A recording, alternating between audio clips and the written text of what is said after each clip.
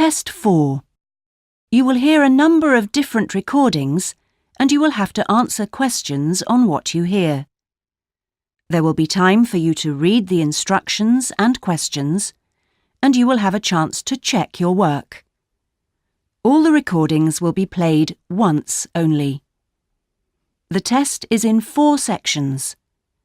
At the end of the test, you will be given 10 minutes to transfer your answers to an answer sheet. Now turn to Section 1.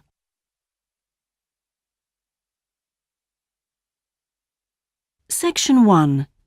You will hear a student talking to a housing officer about living with a homestay family. First, you have some time to look at questions 1 to 6.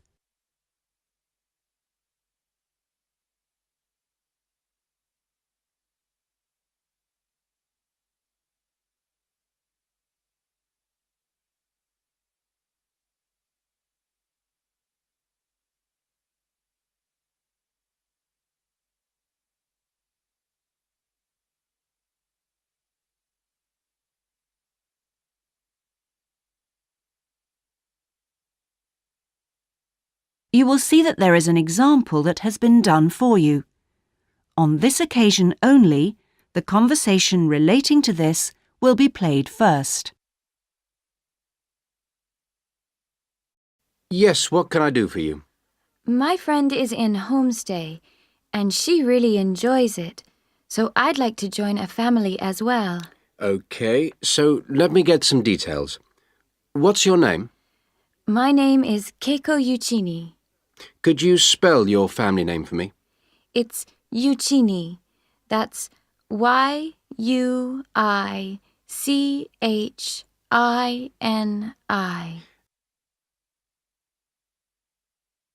The student's surname is Uichini, so Uichini has been written on the form.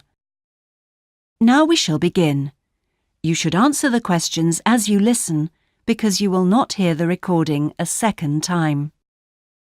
Listen carefully and answer questions 1 to 6. Yes, what can I do for you? My friend is in homestay, and she really enjoys it, so I'd like to join a family as well. Okay, so let me get some details. What's your name? My name is Keiko Yuchini. Could you spell your family name for me? It's Yuchini. That's Yuichini.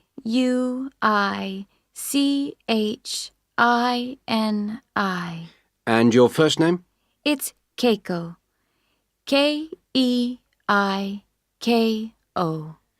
That's Keiko Yuchini. Okay, and you're female. And your nationality? I'm Japanese. Right. And could I see your passport, please? Here it is. Okay, your passport number is JO6337. And you're how old? I'm 28 years old. Now, you live at one of the colleges. Which one? Willow College, room 21C. Right, 21C Willow College. And how long are you planning on staying with Homestay? About 4 months. Longer if I like it. And what course are you enrolled in? Well, I've enrolled for 20 weeks in the Advanced English Studies because I need help with my writing. And I'm nearly at the end of my first 5-week course. Okay. Do you have any preference for a family with children or without children? I like young children, but I'd like to be with older people. You know, adults, someone around my age. Okay. And what about pets? I am a veterinarian, so that's fine. The more the better. Before you hear the rest of the conversation, you have some time to look at questions 7 to 10.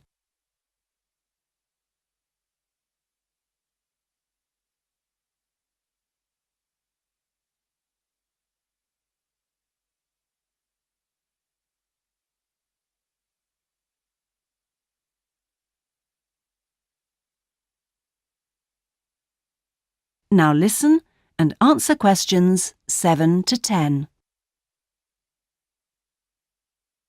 All right. Now, what about you? Are you a vegetarian or do you have any special food requirements? No, I am not a vegetarian, but I don't eat a lot of meat. I really like seafood. And what are your hobbies? I like reading and going to the movies. Do you play any sports? Yes, I joined the handball team, but I didn't like that, so I stopped playing. Now I play tennis on the weekend with my friends. All right. Let's see. Name, age, now the location. Are you familiar with the public transport system? No, I'm not really because I have been living on campus. I've been to the city a few times on the bus, but they are always late. What about the trains? I like catching the train. They are much faster. Now, let me go check on the computer and see who I've got. Listen, leave it with me. I'll check my records and I'll give you details this afternoon. Thank you for helping me. It's a pleasure. Bye. Bye. That is the end of section 1. You now have half a minute to check your answers.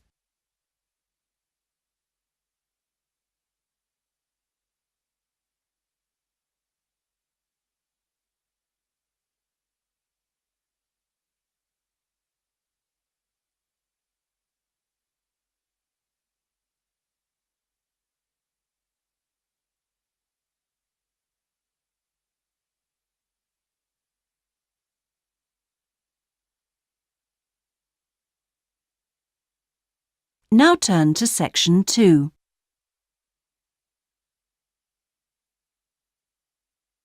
Section 2. You will hear a guide giving a tour of a park. First, you have some time to look at questions 11 to 14.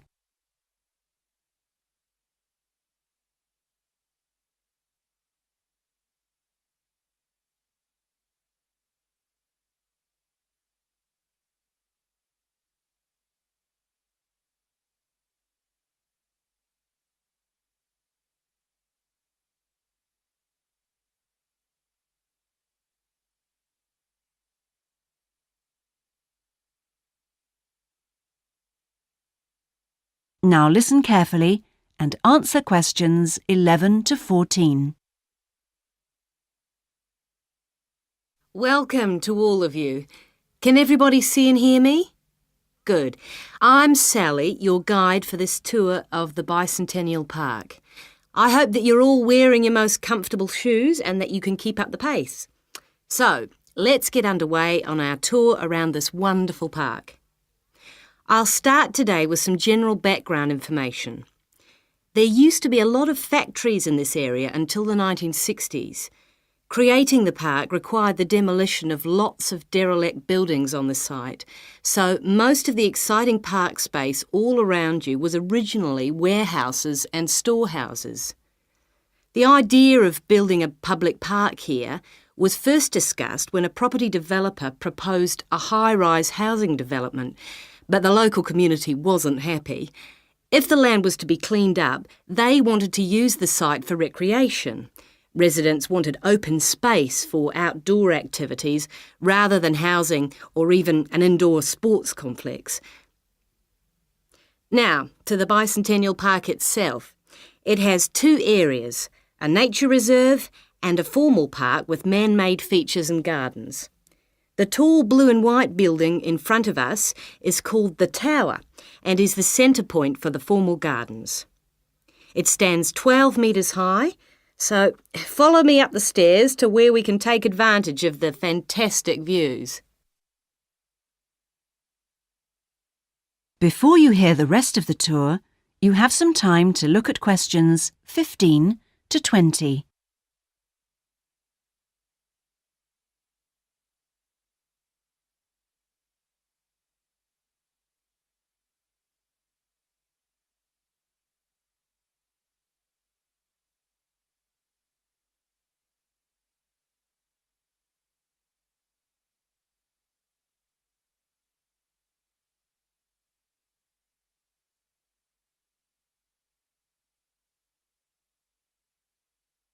Now listen and answer questions 15 to 20. Well, here we are at the top of the tower, and we're going to look at the view from each direction. Out to the east, the large buildings about 1 kilometre away are on the Olympic site. There's an indoor arena for gymnastics, a stadium for track and field, and a swimming pool for races and synchronised swimming, and also diving. If you look carefully down there, you can see the train lines. The Olympic site has its own station to encourage the use of public transport. There is also a car park, but it only holds a limited number of cars. The formal park has some specially created water features. If you look out here to the south, you can see a circular ornamental pond. And around to the west, you can relax and sit on a bench to smell the flowers in the rose garden. And finally, up to the north, if you look in front of you now, there's a lake with a small island in the centre. You can hire rowing boats at the boat shed, which you can't see from here. But if you look through the trees, you can see the cafe, which has lovely views across the water. OK, let's climb down now. We will go now and have a look at the nature reserve section of the park, which has opened up natural wetland to the public. The mangroves have been made more accessible to visitors by the boardwalk built during the park's upgrade. You'd think that people would come here to look at the unusual plant life of the area, but in fact it's more often used for cycling and is very popular with the local clubs. This is the far end of the park, and over there you can see the frog pond, a natural feature here long before the park was designed. Just next to it we have our outdoor classroom, a favourite spot for school parties. The area is now most often used by primary schools for biology lessons. And finally, let's pass by the waterbird refuge. This area is in a sheltered part of the estuary. That's why the park's viewing shelter is a favourite spot for bird watchers who can use it to spy through binoculars. You can watch a variety of waterbirds, but most visitors expect to see black swans when they come to the shelter. You might spot one yourself right now. Well, here we are back at our starting point, the Visitors Centre. That is the end of section 2. You now have half a minute to check your answers.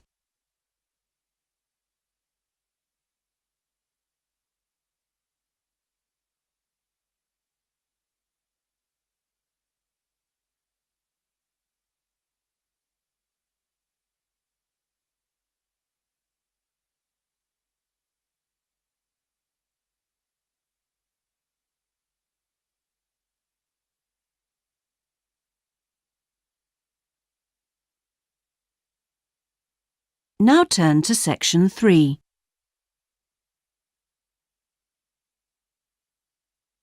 Section 3. You will hear 2 students discussing a geography presentation they're going to give. First, you have some time to look at questions 21 to 26.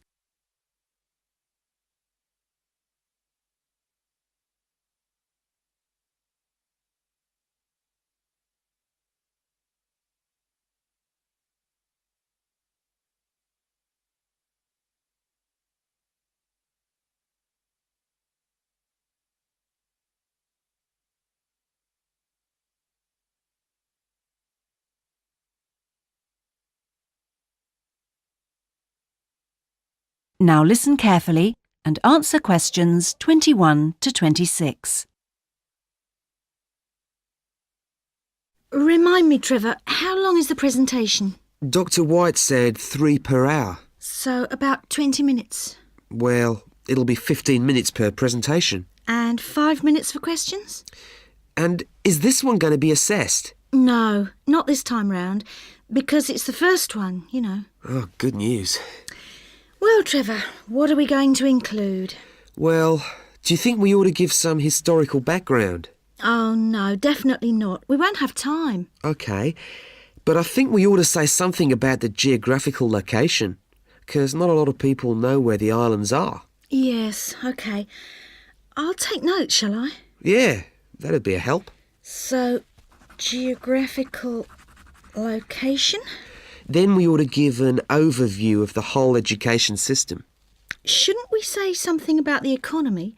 You know, agricultural produce, minerals and so forth? Well, Dr. White said we shouldn't go into that sort of detail. But it's pretty important when you think about it. You know, because it does influence the education system. Look, let's think about that one later, shall we? Let's see how we're doing for time. OK, so general overview of education? Of course. And then the role of English language. No, that goes in the language policy seminar, don't you remember? Are you sure? Positive. All right. So those are the topics we're going to be covering.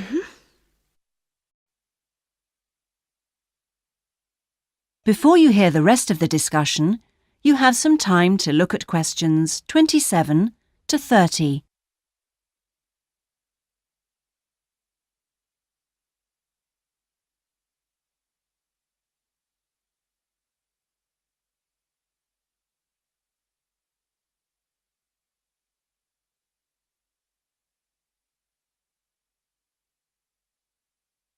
Now listen and answer questions 27 to 30. We need to think about what to prepare. Dr. White said he wanted us to use plenty of visuals and things, and we might as well try them out when we're not being assessed. Well, the most important thing is the overhead projector. No problem. We'll get that from the media room. Must remember to book it. Well, we'll need a map, of course. Probably two. One of the islands, large scale. And one of West Africa. Well, the West African one is no problem. There's one in the resources room. Oh, yeah, of course, the resources room. The islands are going to be more of a problem. Tell you what, there's a very clear map of Santiago in that tourist brochure I showed you last week. Don't you remember it? Oh, yeah, that's right. We can just use the tourist brochure. We also need statistics on several different things. Literacy rates. Yes, and school places. How about the encyclopedia? Nah, not up to date enough. Why don't we call the embassy? Oh, someone's enthusiastic. Well, if something's worth doing. I know, it's worth doing well. OK. We can find out statistics on school places from them as well. Might as well. Look, Julie, it's almost time for our tutorials. We can meet again on Monday, but we need to prepare some stuff before then. That is the end of section 3. You now have half a minute to check your answers.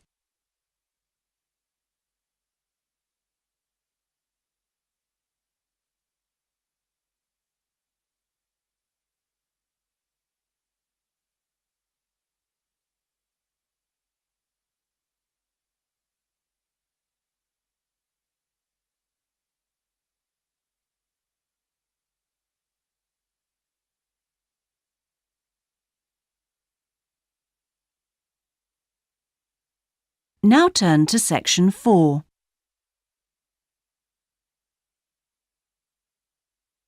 Section 4. You will hear part of a lecture about a chemical substance called monosodium glutamate. First, you have some time to look at questions 31 to 40.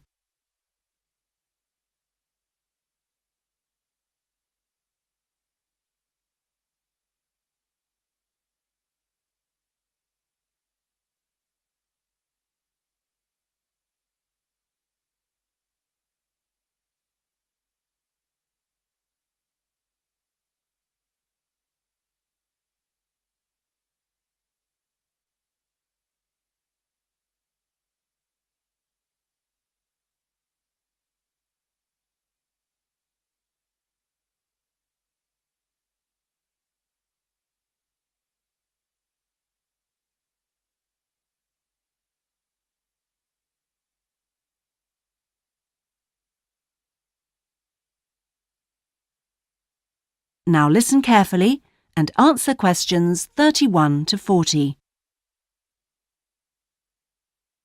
In today's lecture, I'm going to talk about monosodium glutamate, or MSG as it's more commonly known. Now, MSG, as you probably know, is a flavor enhancer which is used particularly in Chinese and Japanese cooking. Today, I am going to explore why it is so popular in these cuisines, and more importantly, how does it enhance the flavor of food? The main reason why MSG is more commonly used in Japanese meals is tradition. For many thousands of years, the Japanese have incorporated a type of seaweed known as kombu in their cooking, as they discovered it had the ability to make food taste better. But it wasn't until 1908 that the ingredient in kombu, which was responsible for the improvement in flavor, was actually discovered to be glutamate by scientists working there. From 1908 until 1956, glutamate was produced commercially in Japan by a very slow and expensive means of extraction. It was in 1956 that the speed of the process was improved and industrial production increased dramatically and still continues to increase to this day. In fact, hundreds of thousands of tons of MSG are produced all over the world today.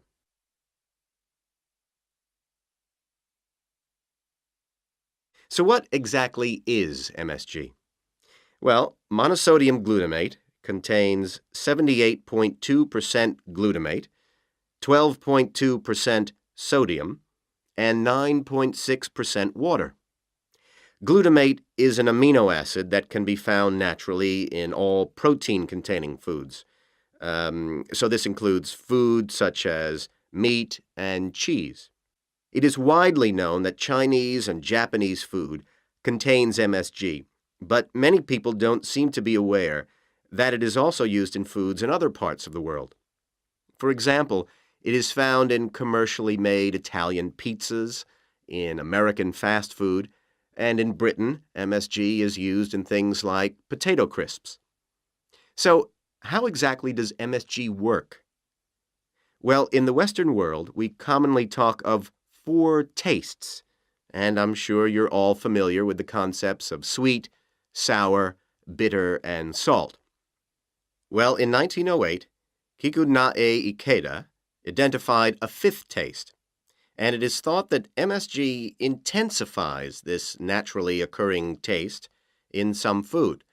It does make perfect evolutionary sense that we should have the ability to detect or taste glutamate because it is the amino acid which is most common in natural foods. John Prescott, an associate professor at the University of Chicago, suggests that this 5th taste serves a purpose just as the other tastes do. He suggests that it signals to us the presence of protein in food, in the same way that sweetness indicates that a food contains energy-giving carbohydrates. Bitterness, he says, alerts us to toxins in the food, while sourness warns us of spoilage, and saltiness signals the presence of minerals. So, what else do we know about this 5th taste? That is the end of section 4. You now have half a minute to check your answers.